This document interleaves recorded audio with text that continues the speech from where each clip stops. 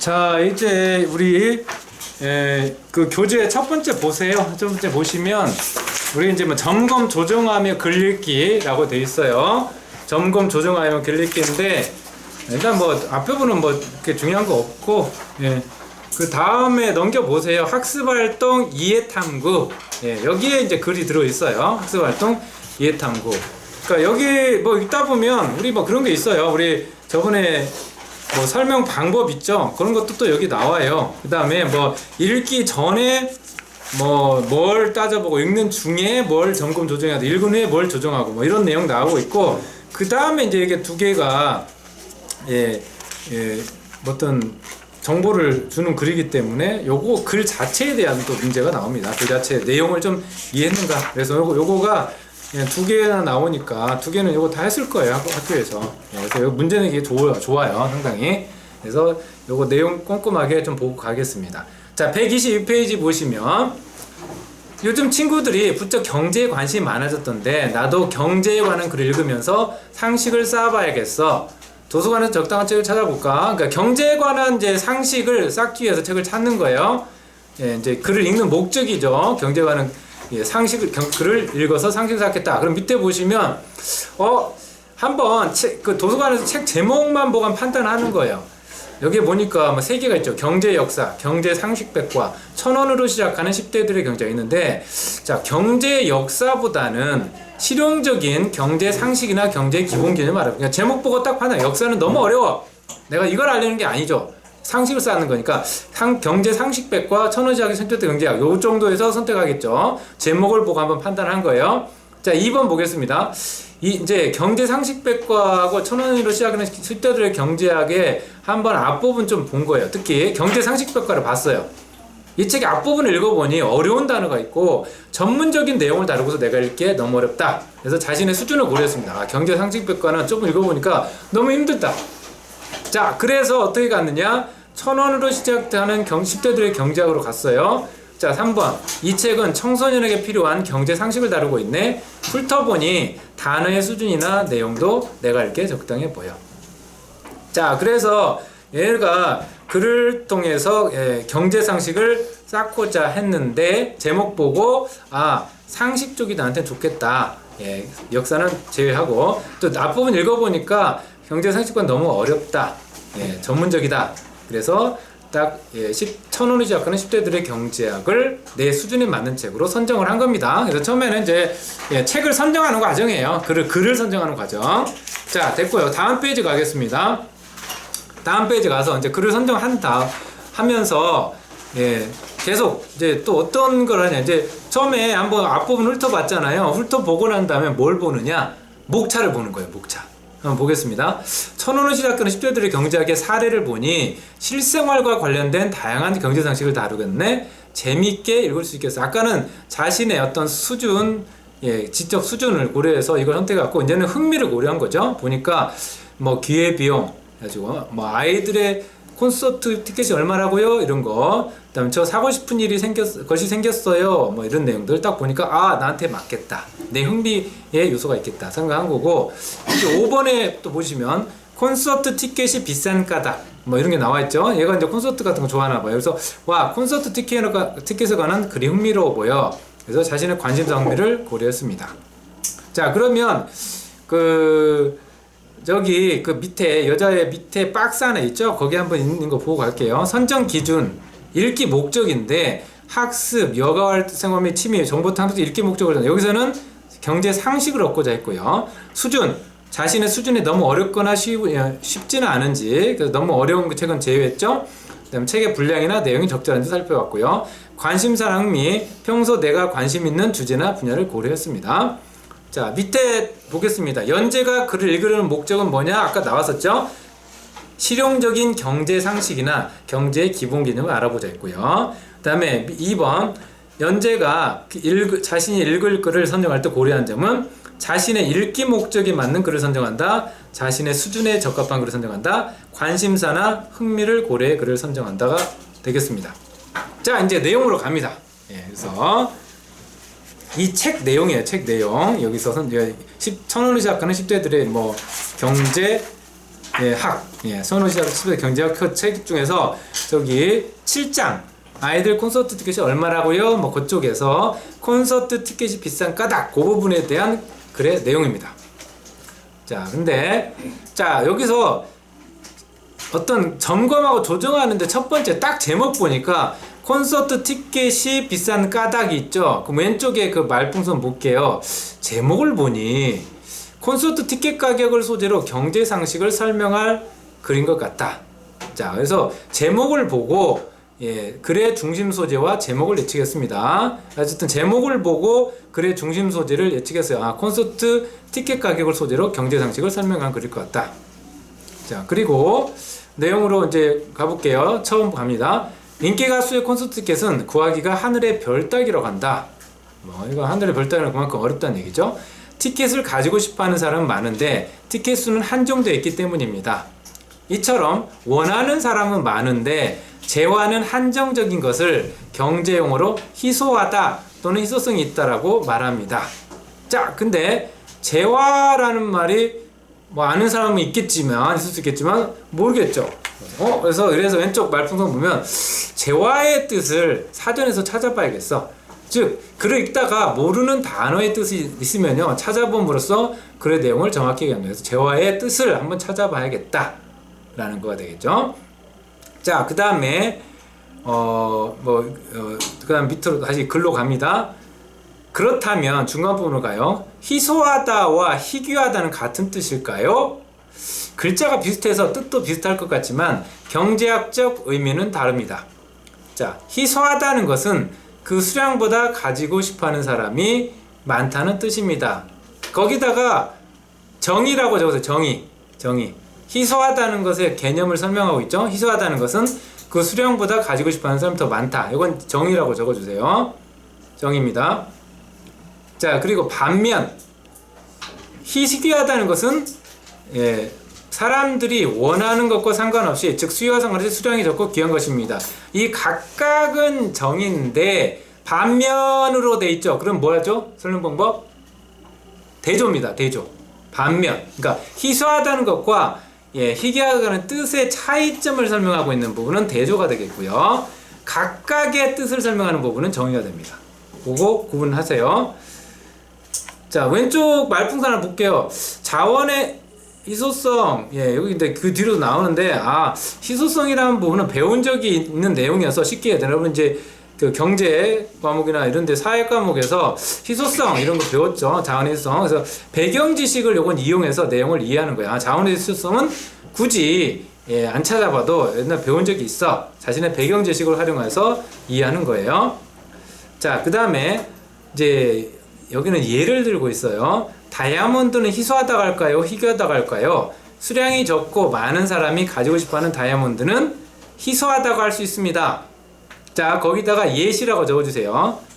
그 밑에 일기장도 마찬가지. 그냥 옆에 대충 예시입니다. 다 똑같이. 다이아몬드하고 일기장에 예를 들어서 희소하다라고 희귀하다라는 그 개념에 대해서 다시 한번 설명을 하고 있어요. 다이아몬드는 희소하다고 할 수 있어요. 왜? 수량은 적은데 갖고 싶어하는 사람은 많은 거예요.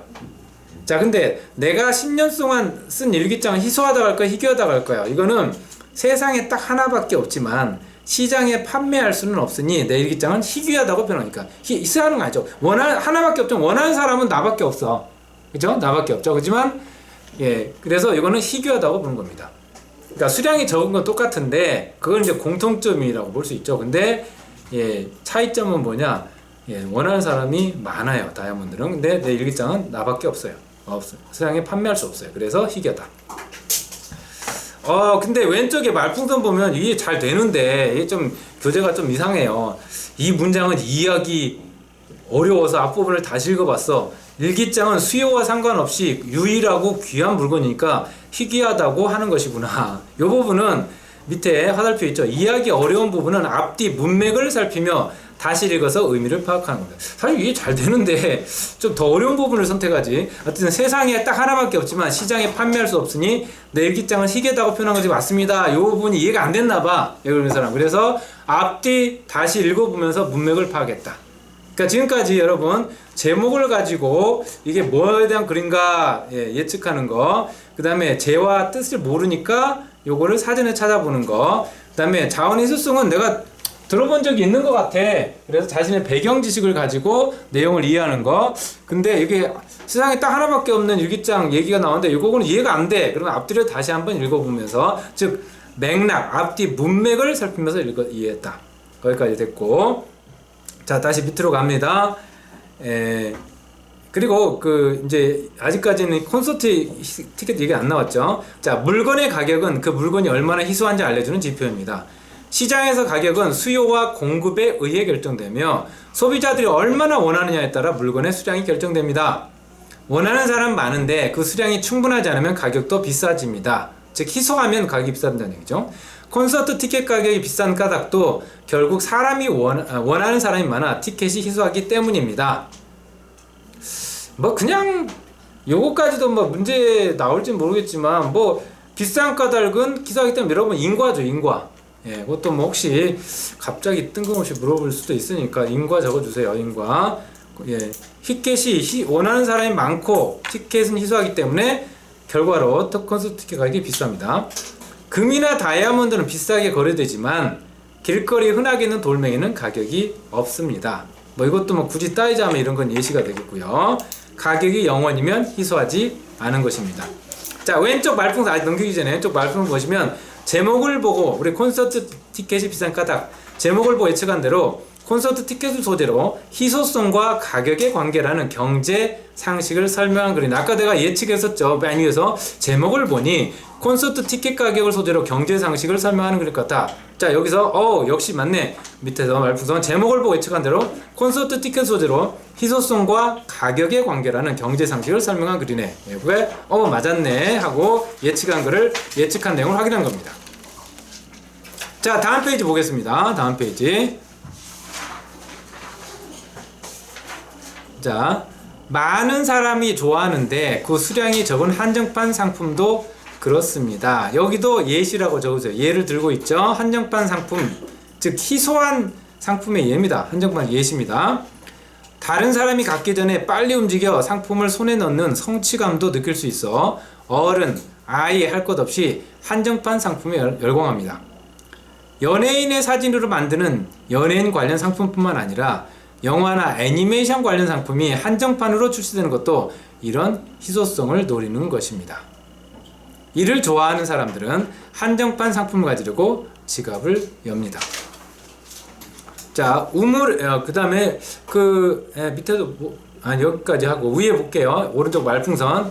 많은 사람이 좋아하는 상품을 한정판으로 적게 만드는 까닭이 무엇일까? 그거는 희소성을 노린다는 거죠. 아하, 희소성의 효과를 기대하고 일부러 적게 출시하는 거지.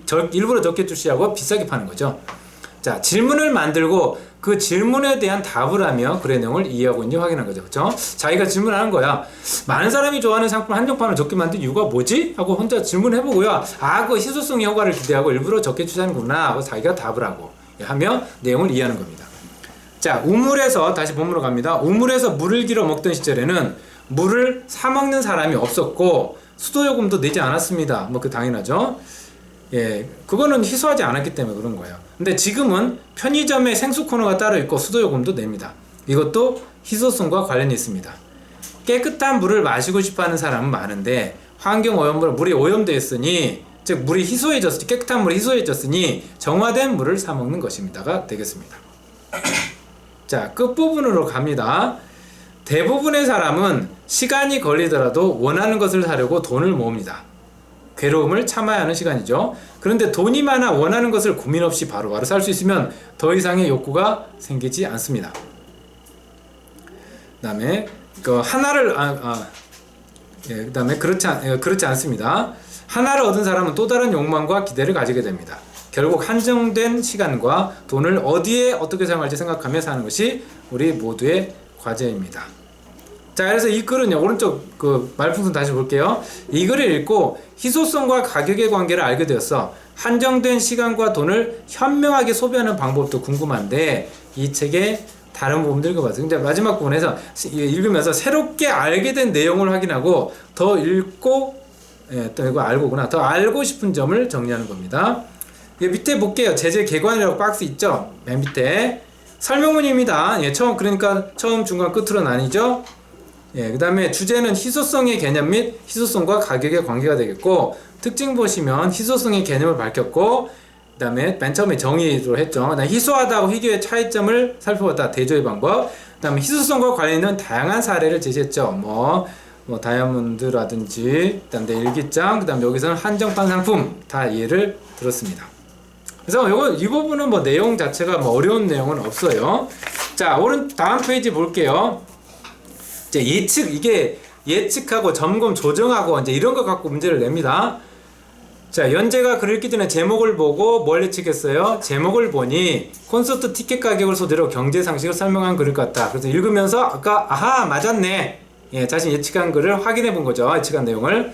자, 밑에 보겠습니다. 연재 읽기 과정하고 점검 조정 과정이 어떻게 연결되는가? 요거 문제 나올 가능성이 큽니다.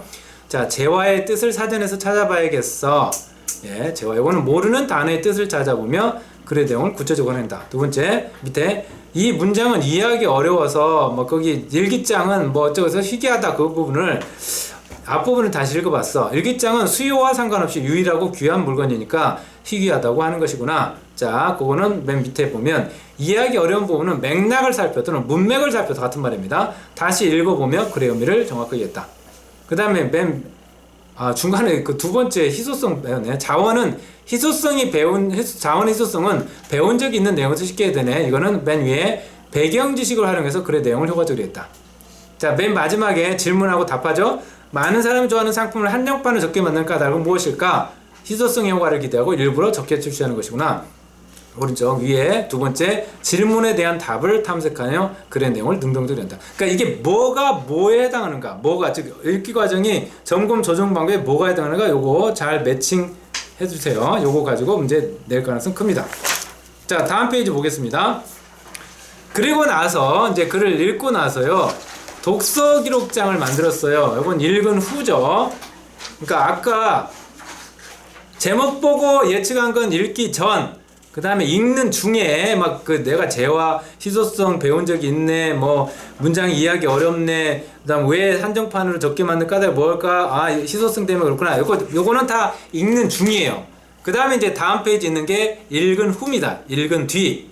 독서 기록장 만들었죠. 제목, 콘서트 티켓이 비싼 까닭. 내용 요약, 원하는 사람 많은데 재화는 한정적인 것을 경제용으로 희소성이 있다고 한다. 그 다음에 희소하다, 수량에 비해 수요가 많은 것, 다이아몬드라든지 한정판 상품. 희귀하다, 수요와 상관없이 수량이 적고 귀한 것, 내 일기장 등. 자, 물건의 가격은 그 물건이 얼마나 희소한지를 알려주는 지표다. 주제, 희소성의 개념 및 희소성과 가격의 관계. 자, 새롭게 알게 된 점은 희소하다와 희귀하다의 차이점을 바탕으로 희소성과 가격의 관계라는 경제 상식을 알게 되었다. 더 알고 싶은 점, 아까 나왔었죠. 한정된 시간과 돈을 현명하게 소비하는 방법이 궁금하다. 자, 앞뒤 읽은 뒤에 생각한 점, 경제 개념이 어려운 것이 아니고 실생활과 밀접한 관련이 있다는 걸 깨달았다. 이 책의 다른 내용도 차근차근 읽어봐야겠다. 특히 여기서 새롭게 알게 된 점, 더 알고 싶은 점, 읽은 뒤 생각하게 된 점, 뭐 이런 건 없는데 이런 거 다 뭐하고 관해서요? 읽은 뒤입니다. 글을 읽은 뒤. 예, 글을 읽는 중, 글을 읽은 뒤, 그런 거 잘 또 구분해야 됩니다. 자, 다음 페이지 한번 가볼게요. 다음 페이지. 자, 읽기 과정을 점검, 조정하며 글을 읽으면 어떤 제목은 뭐 뻔한 얘기고, 이 문장을 이해하기 어려워서 앞부분을 다시 읽어봤어요. 아까 맥락을 따져보면서 이해한다고 그랬죠. 일기장은 수요 상관이 귀하고 귀한 물건이구나, 희귀하다는 것이 됐고요. 자, 그 밑에 보겠습니다. 밑에 지식 쏙쏙 보시면 읽기 과정을 점검 조정하는 방법 중에 읽기 전, 읽는 중, 읽은 후, 요거 구분하셔야 됩니다. 요거 그냥 섞어놓고, 예, 각기 읽는 과정에 다른 거 고르시오. 뭐 그렇게 문제 나올 수 있어요. 자, 여기서는요, 대부분이 읽는 중이죠. 그러니까 읽기 전하고 읽은 후만 잘 알아두시면 돼요. 나머지는 다 읽는 중이야. 그러니까 적은 거를 여러분 잘 파악하시면 돼. 자, 읽기 전은 뭐야? 자신의 독서 상황과 수준을 고려해 읽을 글을 선정해. 맨 앞부분에 나왔죠. 책 제목 보고 뭐 어떤 거 하지? 경제상식 아까 뭐가 고르는 부분. 그 다음에 제목이나 차례 등을 훑어보며 내용 예측하는 겁니다. 읽기 전, 별로 어렵지 않아. 읽기 전에는 읽을 글을 선정하는 거, 자신의 독서 상황, 관심사, 흥미를 고려해서, 그 다음에 제목이나 차례 등을 훑어보며 내용을 예측하는 겁니다. 그 다음에 이제 맨 밑으로 한번 가볼게요. 읽은 후. 읽은 후는요. 글의 주요 독서 기록장 쓰는 거예요. 솔직히 말하면 글의 주요 내용을 요약하고 주제파간다. 다 읽은 다음에 해야 되겠지. 그 다음에 글을 읽고 새롭게 알게 된 점은 내가 뭘 새롭게 알았지? 아하, 희소하다, 희귀하다 뭐 이런 거. 글의 내용과 관련해 더 알고 싶은 점, 현명하게 소비하는 방법이 궁금해. 그 다음에 자신의 읽기 과정을 성찰하고 평가한다. 뭐 당연한 얘기죠. 여기까지가 읽은 후고요. 그 나머지는 다 읽는 중입니다. 예를 들면 모르는 단어의 뜻을 찾아봤다. 자신의 배경 지식을 활용했다. 그 자원의 희소성. 질문을 만들고 답했다. 왜 한정판을 만드는 걸까? 이런 거. 글의 내용을 예측하고 예측한 내용을 했다. 그 콘서트 티켓 가격이 비싼 까닭 뭐고 제목을 보니까 콘서트 티켓 가격을 가지고 경제 상식을 설명하는 거구나 예측하고 아 맞았네 확인하기. 그다음 이해하기 어려운 부분 뭐 일기장 얘기죠. 맥락을 살피며 다 읽어본다. 알겠죠? 요거 밑에 뭐 효과는 읽기가 어려움을 능동 해결할 수 있다. 글을 집중해서 읽으며 글의 내용을 깊이 있게 읽으면 당연한 얘기고요. 요거 읽기 전, 읽는 중, 읽은 후 각각이 뭐에 해당하는가 그거 부분만 잘 해주시면 되겠습니다. 자, 그 다음에 또 하나 글이 나옵니다. 도서관에서 공부하면 집중이 잘 되는 까닭. 요거까지 하고 오시는 시간 드리겠습니다. 도서관에서 공부하면 공부가 잘 되는 까닭. 보겠습니다. 자, 뭐 여기서도 읽기 전하고 읽는 중하고 읽은 후 이런 거 따지고 그 다음에 각각에 나오는 설명 방법 이 정도 잘 이해하시면 되겠습니다. 자, 읽기 전 보겠습니다. 제목을 보고 내용을 예측하는 거예요. 읽기 전 책 제목을 보고 내용 예측하기. 자, 보시면 도서관에서 공부하면 집중이 잘 되는 거다. 뭐 이거 갖고 한번 할 수도 있겠죠. 왼쪽 읽는 중은 단어 뜻찾기, 배경지식 활용하기, 질문하고 답하기, 예측하고 확인하기, 맥락 살피기. 아까 나왔던 거죠. 그냥 요거는 넘어가고 이제 본문으로 들어갑니다. 대학 도서관은 언제나 시험 대비와 취직 준비에 열중인 학생들로 넘쳐난다. 사람들은 왜 공부를 하려고 도서관을 찾는 것일까? 나왔지만 이제 설명 대상, 즉 도서관에서 공부하는 집중이 잘 되는 까닭 요거를 설명하려고 도서관이니까 의문을 제기하고 있죠. 단지 조용한 장소가 필요하다면 방문을 꼭 닫은 채 귀마개를 하고 혼자 공부해도 될 텐데 말이다. 도서관 자리를 맡겠다고 아침 일찍부터 줄을 선 젊은이들을 보면 저리도 치열한 자리 쟁탈전에는 분명 까닭이 있지 않을까 싶다. 자, 심리학 이론을 몰라도 사람들은 직감적으로 알고 있는 것이다. 혼자 방 안에서 문을 꼭 닫고 공부하는 것보다는 다른 사람들 사이에서 공부할 때 더 효율이 오른다는 사실을 말이다. 뭐 그건 맞아요. 사실이에요. 자, 아무도 없는 곳에서 혼자 공부를 했다가 낭패를 본 경험은 누구나 한 번쯤 있을 것이다. 진짜 열심히 공부할 거야 라면 굳게 결심하고 책상 앞에 앉았는데 어느새 컴퓨터를 켜도 웹툰에 빠져 있거나 침대에서 뒹굴뒹굴하다 잠이 들어버린 경험 말이다. 반면에 사람들은 도서관에 있는 다른 이들이 뿜어내는 공부의 열기 속에서 공부할 때 능률이 더 오르는 현상을 경험한다. 그러니까 처음 부분에서는 설명 대상 나중에 이제 여기 보면 무슨 효과, 사회적 촉진 현상 뭐 이런 거 설명하는 거예요. 사회적 촉진 현상. 그런 거 설명하려고 좀 구체적인 사례, 또 우리가 흔히 일상생활에서 경험하는 내용을 가지고 관심을 불러일으켰어요. 자, 다음 페이지 갑니다. 이제 중간 원. 이제 여기서부터 뭐 조금 문제가 잘 나옵니다. 자, 이와 비슷한 현상은 헬스장에서도 발견할 수 있다. 헬스장의 예를 들고 있죠. 아까 도서관의 예를 들었고요. 여기는 헬스장의 예를 들었어요. 그래서 헬스장에서도 발견할 수 있다 하면 예시라고 볼 수, 예시라고 한번 적어보세요. 예시도 가능합니다. 아, 이런 현상, 같이 일할 때 능률이 오르고 같이 뭔가 할 때 능률이 오르는 거 도서관 얘기 나왔고 헬스장도 예가 됩니다. 예시가 돼요. 집에 최신형 러닝머신을 사두고도 굳이 헬스장을 찾아 운동하는 사람들이 있다. 집에서 혼자 운동하려 하면 작심 3일로 끝난다면서 말이다. 타인의 시선을 일부러 찾아 나서는 사람들의 심리는 무엇 때문일까? 그것은 바로 타인의 존재가 수행을 촉진한다는 사실을 경험을 통해 알고 있기 때문이다.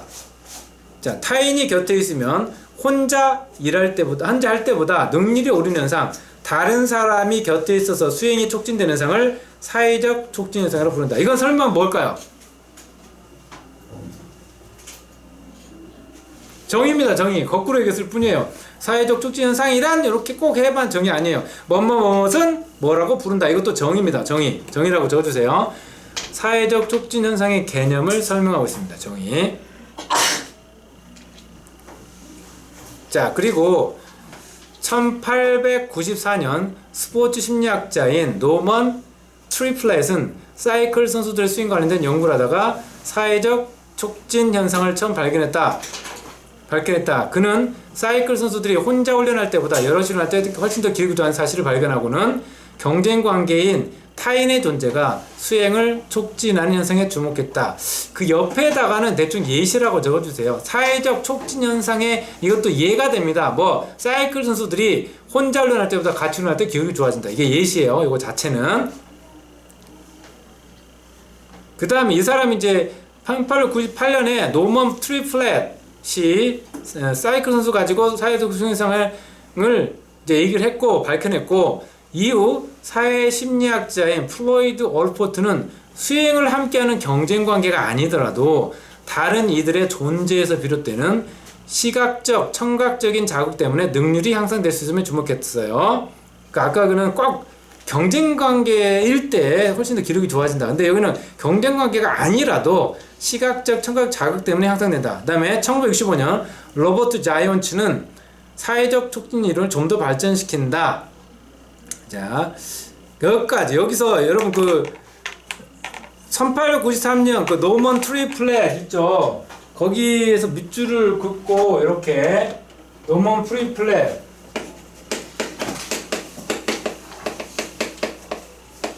화살표를 이렇게 해주시고, 그 다음에 그 밑에 플로이드 올포트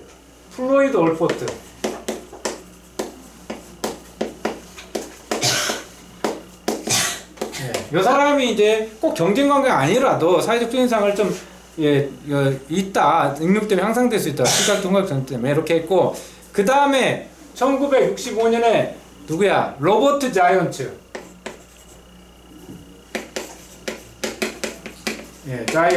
로버트 자이언츠가 또 좀 더 발전시키죠. 그래서 요렇게 점점 뭐가 발전돼가는 이거를 과정이라고 합니다. 과정. 이렇게 적어주세요. 과정. 설명 방법 중에 과정이 있어요. 물론 설명 방법 중에 제일 이제 과정이 많이 싸우는 거는, 예를 들면 뭐 자동차가 뭐 이렇게 연소가 돼서 자동차 엔진을 통해서 움직이는 과정, 이런 거 과정. 또는 뭐 지구 온난화가 그 이산화탄소 배출로 인해서 이렇게 생기는 과정, 이런 게 과정이에요, 사실은. 근데 이제 이것도 어떤 사회적 촉진 현상이 발전해 나가는 과정을 설명했다 해서 설명 방법 중에 과정이 됩니다. 과정. 자, 그럼 다시 한번 맨 밑에 문단. 1965년 로버트 자이언츠는 사회적 촉진 이론을 좀 더 발전시킨다. 그는 타인의 존재가 단지 수행을 촉진하는 것만은 아니라는 사실을 밝히고 그 까닭을 설명한다. 타인의 존재는 긴장도를 높이는 원인이 되고, 이러한 긴장은 결국 익숙하거나 잘하는 과제를 더 잘하게끔 하는 동력이 된다는 것이다. 따라서 여기다가 적어주세요. 따라서 밑줄 긋고 인과라고 적으세요. 인과. 즉 타인이 있으면 긴장도가 높아지고, 그러면 익숙하거나 과제를 잘하는 원동력이 된다. 뭐 그 자체도 인과고요. 따라서 계속 인과예요. 익숙한 과제를 할 때 타인이 곁에 있으면 적당히 긴장함으로 잘하게 된다는 결론을 얻어간다. 인과예요. 이것이 지금까지 여러 학자에 밝혀진 사회적 촉진 현상이다. 그 다음에 반면, 동그라미 쳐서 반면이면 뭐 이제 설명 뭐겠어요? 대조가 되겠죠. 대조 적으세요. 반면에다가 사회적 촉진 현상을 알겠으면 그것과 뭔가 반대되는 거를 설명할 겁니다. 그래서 대조가 되는 거야. 그 뒤 밑에 나오면 사회적 억제 현상입니다. 그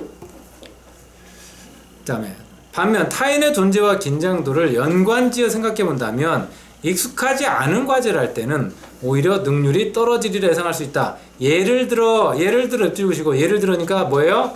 예시죠. 예시.